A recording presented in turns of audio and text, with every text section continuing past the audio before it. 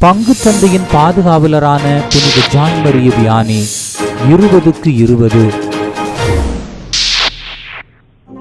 எங்களோட யூடியூப் சேனலை மறக்காம சப்ஸ்கிரைப் பண்ணுங்க. அதோட பெல் ஐகானையும் கிளிக் பண்ணுங்க. சிறுவயதில் ஆடுகளையும் கழுதைகளையும் மேய்த்து வந்து மேய்ப்பராக விளங்கிய சிறுவன் வியானி பிற்காலத்தில் ஆர்சு நகர பங்கு தந்தையாகி இறை மக்களின் ஆன்மாக்களை வழிநடத்தும் மேய்ப்பராக விளங்கினார். படிப்பில் மக்கு என்று பெயர் பெற்ற வியானி பங்கு பணியில் முனைவராக செயல்படும் பங்கு தந்தையின் பாதுகாவலரானார். தனது பிறந்த நாளை அவர் வாழ்நாளில் ஒரு முறை கூட கொண்டாடியதில்லை. ஆனால் அவரின் 150வது விண்ணக பிறந்த நாளை அகில உலக திருச்சபை குருக்களின் ஆண்டாக கொண்டாடி மகிழ்ந்தது. அவரிடம் விளங்கிய சிறப்புகளும் பெருமைகளும் கணக்கில் அடங்காத. அவற்றில் சிறந்த 20 நிகழ்வுகளை இந்த வீடியோ பதிவு வழியாக அறிந்து கொள்ளலாம். வாருங்கள், பங்கு தந்தையின் பாதுகாவலரான புனித ஜான் மரிய வியானியோடு பயணிப்போம். 1. ஒப்புரவு. புனித ஜான் மரிய வியானி தினமும் ஒப்புரவு அருட்சாதனத்தின் இருக்கையில் 16 மணி நேரம் முதல் 18 மணி நேரம் அமர்ந்திருப்பார். இவரிடம் ஒப்புரவு அருட்சாதனம் பெறுவதற்காக நகரங்களில் பல இடங்களிலிருந்து மக்கள் குவிய ஆரம்பித்தார்கள். இதனால் சிறப்பு பேருந்து வசதிகள், புகைவண்டி வசதிகள் உருவாக்கப்பட்டன. இவரிடம் ஒரே நாளில் 20,000ற்கும் மேற்பட்ட மக்கள் ஒப்புரவு அருட்சாதனம் பெறுவதற்காக ஆர்சு நகரில் குவிந்தார்கள். 2. புனிதர்களின் தோழமை. படிப்பில் சிறந்து விளங்குவதற்காக மரியன்னையிடமும் புனித பிரான்சிஸ் ரெஜிஸிடமும் சிறப்பாக ஜெபித்து வந்தார் ஜான் மரிய வியானி. லூவஸ்க் நகரில் இருந்த புனித ரெஜிஸின் கல்லறைக்கு திருப்பயணம் மேற்கொண்டார். அவரது ஜெபத்திற்கும் திருப்பயணத்திற்கும் ஓரளவு நல்ல பலன் கிடைத்தது. கல்வியில் முன்னேற்றம் கிடைத்தது. தனக்கு கல்வியில் உதவி புரிந்த புனித ரெஜிஸின் சுரூபத்தை பின்னாளில் தான் பணியாற்றிய பங்குதளத்தில் நிறுவி தனது நன்றியை வெளிப்படுத்தினார். 3. மரியன்னை பக்தி.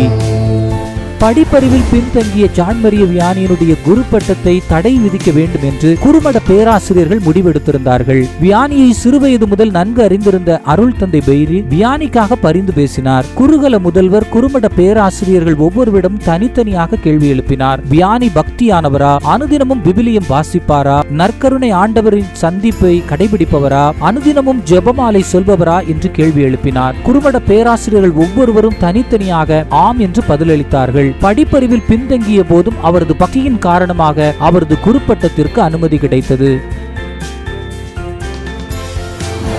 4. வீடு சந்திப்பு. ஆர்சு நகர பங்கு தந்தையாக இருக்கும் போது வீடு சந்திக்க செல்வார். ஒவ்வொரு வீடாக கடந்து செல்லும் போது எல்லோரையும் சமமாக நடத்துவார். எல்லோர் வீட்டிலும் சமமாக நடந்து கொள்வார். சுமை சுமந்து சோர்ந்திருப்போரை எல்லோரும் என்னிடம் வாருங்கள், நான் உங்களுக்கு இளைப்பாறுதல் தருவேன் என்கிற இறை வார்த்தைக்கு ஏற்ப இறை மக்களின் துக்கம், கலக்கம், வருத்தம், சோகம், அக்கறை அனைத்திலும் உணர்வு பூர்வமாக கலந்து கொண்டு ஆறுதல் தருவார். அவர்களது சுமைகளை அவர் குறைப்பார். இவரது அன்பான, பொறுமையான, பண்பான, பக்தியான அணுகுமுறையால் மக்கள் மனதில் மாற்றங்கள் ஏற்பட ஆரம்பித்தது. 5. தினசரி அட்டவணை. தினமும் அதிகாலை 2 மணிக்கெல்லாம் எழுந்து திருப்புகழ் மாலை சொல்லி அதிகாலை ஜெபம் சொல்வார். 4 மணிக்கு தயாராகி ஆலயத்திற்கு சென்று விடுவார். 2 மணி நேரம் நற்கருணை பேழைக்கு முன்பாக அமர்ந்து ஜெபிப்பார். அதன் பின் காலை திருப்பலி நிறைவேற்றுவார். காலை திருப்பலியை தொடர்ந்து பிற்பகல் வரை ஒப்புரவு அருள்சாதனம் வழங்குவார். வழக்கமாக பிற்பகலில் நோயாளிகளை சந்திப்பது, அவர்களுக்கு அருள்சாதனம் வழங்குவது, வீடுகளை சந்திக்க செல்வது என்று செய்வார். மாலை ஜெபத்தை முடித்த பின் ஒப்புரவு அருள்சாதனம் வழங்க மீண்டும் ஆலயத்திற்கு செல்வார். சில வேளைகளில் அருகில் உள்ள பங்கு ஆலயங்களுக்கு நண்பர்கள் குருக்களின் அழைப்பின் பேரில் சென்று ஒப்புரவு அருள்சாதனம் வழங்குவார். பின்னர் இல்லம் திரும்பிய பின் இரவு உணவு, இரவு ஜெபம், அதன் பின் ஓய்வெடுக்க செல்லும் போது இரவு 10 மணியை கடந்திருக்கும். இவ்வாறாக தினமும் ஏறக்குறைய 20 மணி நேரம் அவர் அயராது உழைத்தார். 6. ஒருத்தல் முயற்சிகள்.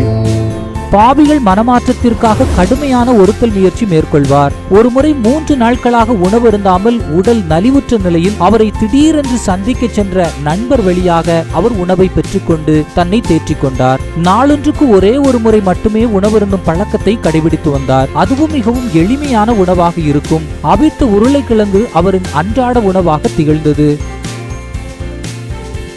7. அந்நியருக்கு வரவேற்பு. இவர் சிறு குழந்தையாக இருக்கின்ற போது இவரது பெற்றோர் முன்மாதிரியான வாழ்க்கை வாழ்ந்தார்கள். நான் அந்நியனாக இருந்தேன், என்னை வரவேற்றீர்கள் என்கிற இறைவார்த்தைக்கு ஏற்ப இரவில் நீண்ட தூரமாக பயணிக்கும் பயணிகளையும் வழிபோக்கர்களையும் அன்போடு வரவேற்று உணவு கொடுப்பார்கள் இவரது பெற்றோர். அவர்களது இல்லத்தில் அவர்கள் தங்கி இளைப்பாறுவதற்கு வழி செய்வார்கள். சிறுவன் வியானியும் தனது பெற்றோரோடு சேர்ந்து வழிபோக்கர்களை வீதிக்கு சென்று வீட்டிற்கு அழைத்து வருவதில் தனது பெற்றோருக்கு உதவியாக இருப்பார். 8 இரக்கம்.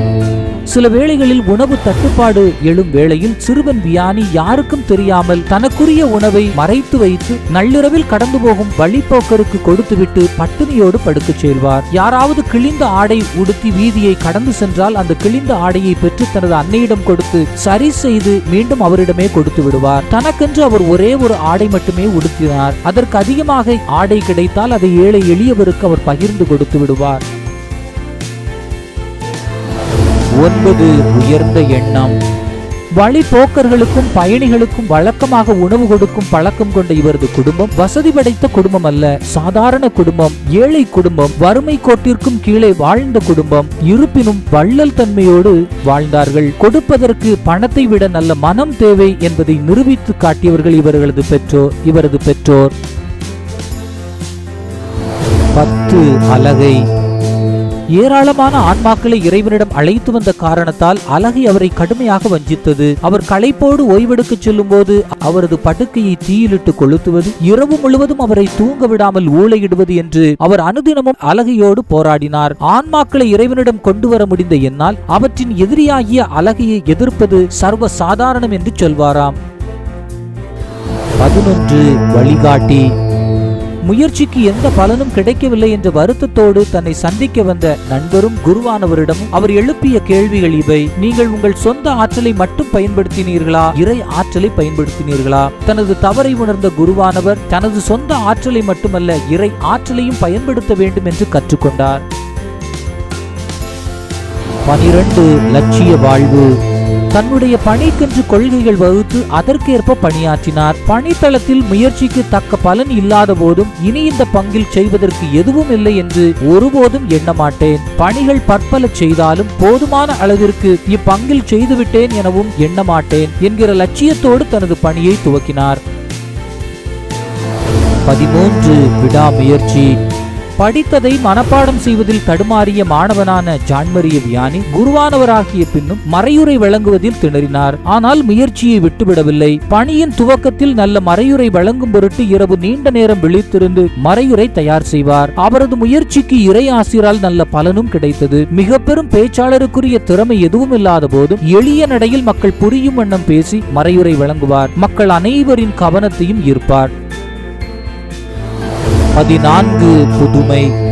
தனக்கு வருகிற நன்கொடையை கொண்டு இவர் நடத்தி வந்த ஏழைகள் பராமரிப்பு இல்லத்தில் உணவு பற்றாக்குறை ஏற்பட்டது. கையில் பணமும் இல்லை, பாத்திரத்தில் பண்டமும் இல்லை. தனக்கு பிரியமான நெருக்கமான புனித பிரான்சிஸ் ரெஜிஸின் சுரூபத்தை கொண்டு வந்து காலியான பாத்திரத்தில் வைத்தார். அவரிடம் மனதுருகமாக ஜெபித்த பின் இரவு தூங்கச் சென்றார். மறுநாள் காலையில் உணவு சேகரித்து வைத்திருக்கும் அறையின் கதவை திறந்தபோது காலியான சாக்குகளில் எல்லாம் சமைப்பதற்கு தேவையான அனைத்து பண்டங்களும் வந்து குவிந்திருந்தது.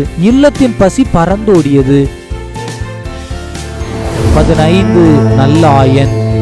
மக்கள் ஆலயத்திற்கு வருவதில்லை, அசட்டையாக இருக்கிறார்கள் என்று அவர் புதிதாக பொறுப்படுத்த ஆர்ஸ் நகர மக்களை குறித்து வேதனைப்பட்ட வேளையில் அதனால் என்ன, நான் அவர்களை தேடிச் செல்வேன், நானே சிதறுண்ட ஆடுகளை தேடிச் சென்று சேகரிப்பேன் என்கிற நல்லாயன் மனநிலையை கொண்டிருந்தார். 16 சாமர்த்தியம். நண்பகல் வேளையில் மதிய உணவுக்காக மக்கள் வீடுகளில் கூடும்போது அவர்களை சந்திக்க செல்வார். வீட்டிற்கு உள்ளேயோ வீட்டிற்கு வெளியேயோ காற்றோட்டமாகவோ மக்களுக்கு எது வசதியோ அங்கு சந்திப்பார். அவரால் மக்களிடம் நீண்ட நேரம் உட்கார்ந்து கொண்டும் பேச முடியும், நீண்ட நேரம் நின்று கொண்டும் பேச முடியும். 17 தனித்தன்மை. மக்களோடு மக்களாக பணி செய்தாலும் வீடு சந்திக்கும் போது யார் எதை கொடுத்தாலும் பெற்றுக்கொள்ள மாட்டார், உணவு அருந்த மாட்டார். எவ்வளவு நேரம் என்றாலும் அவர்களுக்கு செவி கொடுப்பார், பேசிக் கொண்டிருப்பார். ஆனால் அவர்களிடமிருந்து எதுவும் பெற்றுக்கொள்ள மாட்டார். 18 ஏழைகளின் நண்பன். ஆங்காங்கே சிதறுண்டிருக்கும் ஏழை எளியவர்களை ஒன்று திரட்டி அவர்களை பராமரிப்பதற்காக ஒரு இல்லம் எழுப்ப வேண்டும் என்பதை புதிய குருவாக ஆர்சு நகரில் பொறுப்பேற்கும் போது மனதில் எண்ணிக்கொண்டிருந்தார். நல்லுள்ளம் கொண்ட உபகாரி ஒருவர் புனிதரின் பணிக்காக பெருந்தொகையை நன்கொடையாக வழங்கினார். அத்தொகையை பயன்படுத்தி ஏழைகளுக்கான இல்லத்தை உருவாக்கினார். அவர்களின் அன்றாட தேவைகளையும் ஆன்மீக தேவைகளையும் அந்த இல்லத்தின் வழியாக சந்தித்தார். 19 மரணத்திலிருந்து திரும்பிய வியானி. கடுமையான உழைப்பின் காரணமாக உடல் நலமுற்ற வியானி மரண வாயிலை நெருங்கிக் கொண்டிருந்தார். இதனால் ஆர்சு நகரில் பெருங்கூட்டம் கூடியது. இவரது இதய துடிப்பின் அளவு குறைந்து கொண்டிருந்தது. விரைவில் மரணமடைவார் என்று எல்லோரும் எதிர்பார்த்து கொண்டிருந்தார்கள். அவ்வேளையில் நடந்ததை ஜான் மரிய வியானி பிறகு விவரிக்கிறார். கடவுளின் நீதி தீர்ப்பு அரியணைக்கு முன்பாக தான் நிற்பதை கண்டார். ஆன்மாக்களை மீட்கும் பணியில் முழுமையாக செய்ய தனது மரணத்தை தள்ளி போடும்படி மரியன்னையிடமும் புனித பிலோமினாவிடமும் மன்றாடினார். அவர்களின் பரிந்துரைக்கு பின் புனிதரின் விண்ணப்பம் கேட்கப்பட்டது.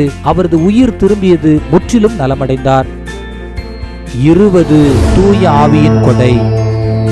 இறைவன் இவருக்கு வழங்கிய ஏராளமான ஆற்றல்களில் ஒன்று மனதிற்குள் பிறருடைய மனதிற்குள் இருப்பதை கண்டறியும் ஆற்றலை இறைவன் இவருக்கு வழங்கினார். ஒப்புரவு அருள்சாதனம் செய்யும் போது கனமான பாவங்களை ஒப்புரவு அருள்சாதனம் செய்பவர் திட்டமிட்டு மறைத்தால் அவர் மறைக்கும் பாவத்தை சுட்டிக்காட்டி அதை அறிக்கை செய்யும்படி கூறுவார். அப்பாவத்தின் விளைவுகளையும் விபரீதங்களையும் எடுத்துரைத்து அவர்கள் மனம் மாறும்படி அறிவுறுத்துவார்.